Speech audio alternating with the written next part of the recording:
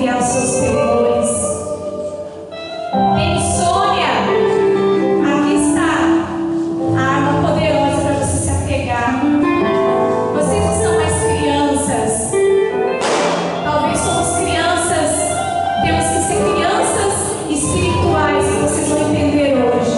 Mas não criança no sentido da imaturidade. Vocês têm que crescer agora nessa vida.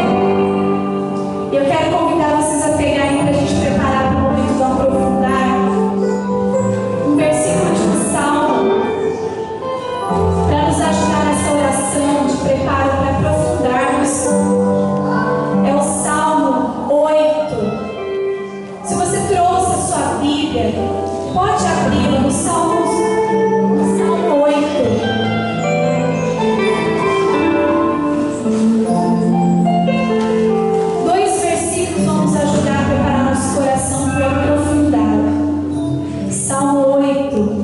Se você tem a Bíblia Ave Maria, página 661.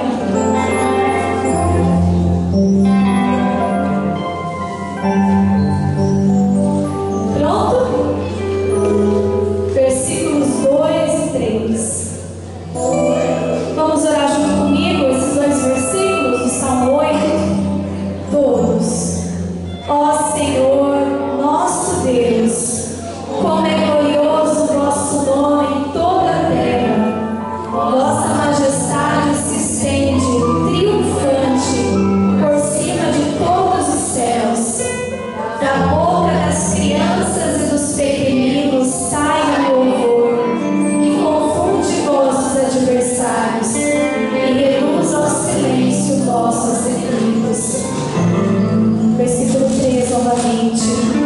Da boca das crianças e dos pequeninos sai o louvor, que confunde vossos adversários e reduz ao silêncio vossos inimigos. Feche os seus olhos, se você puder, se assim você quiser, se for possível. Da boca das crianças sai um louvor, dos pequeninos de coração.